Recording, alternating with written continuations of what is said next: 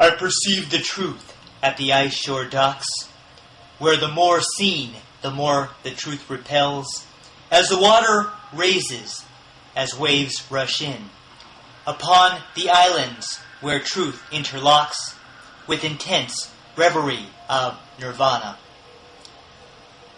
My life performs like a miniature toy, soaring towards the line of the horizon, dreaming the truth will meet in nirvana, climbing upon virgin-winged white stallions, protected with pectoral medals. Its internal light is decorations, clutching the perfect garden filled with fruits, where time stalls inside the breath of spirits, leaving behind the serpents and its dirt, and earthly pains of life amongst sorrow. Erasing myself to infinity, with two trees fruitful and multiplying, becoming chalk outline, hovering on ceilings above lovers, that has yet to learn the act of deceit.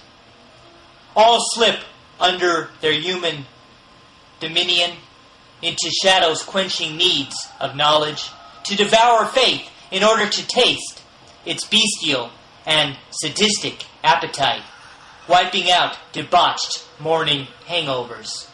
My eyes unable to evaluate information from those highly biased who claim my sins will be in extinction with yesterday and my inhumane slurs and evil puns about malicious fruits.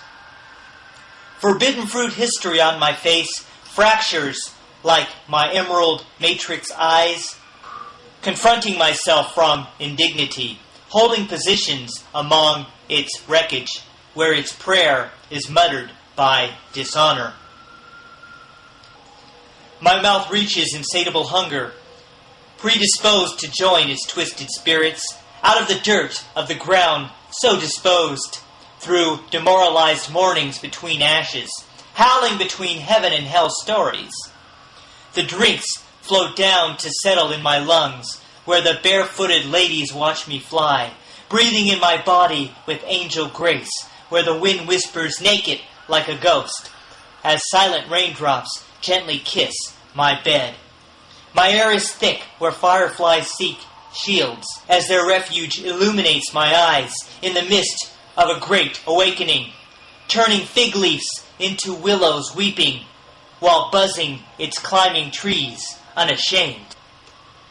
Sacred memories bring cold drops of hope, as summer reminds me of friends by eyes, where the garden sprouted green against ribs, scratching pretty words on the highest limbs, as symbols of truth as the sky reads them.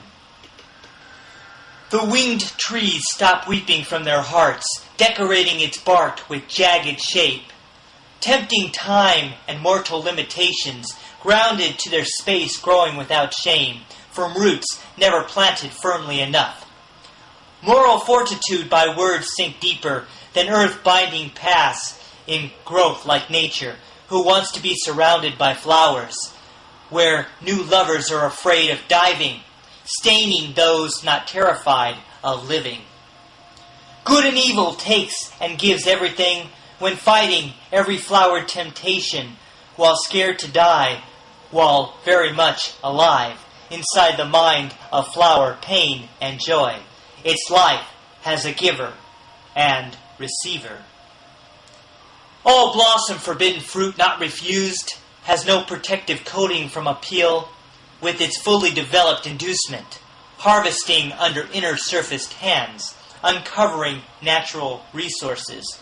My secret fruits voyage every corner, reaching where mouths discover transition on new levels of disobedience, then the energy level of free will, disobeying fading selected rules. My enticed nose forced into hard labor by the scented reproductive organ, consisting of excited leafy shoot, with modified leaves and fig persuading, standing naked across my convinced eyes. Nonverbal sunflowers arouse then tempt, unfolding like secret admirers, mysterious like naked aggression, concealed like naked thirst and pretensions, with no covering like vegetation. Lure is well versed in measuring beating, of heavy breathing time contemplation, finding lured hands all over the body as flowers in the air mix with the trees, without humiliation or defeat. Lured words come chopped into chunks of nothing, feelings strung together by enticement, as pulling embers of thought fade to ash, for its appeal has nothing to feed on, as the fig leaf withers, losing its fruits. The concentric circles widen outward, needing cleansing and purification, when swelled, then scattered, impiety, putting enmity between the eyelids, shielding my head, then my heel with my hands.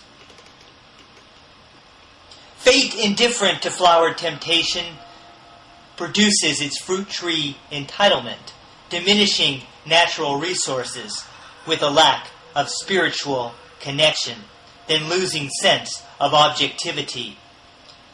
My eyes are not betrayed by evidence, with inability to accept truth, even when the truth is easy to find, ensnaring temptation like a child, killing a flower and removing bark.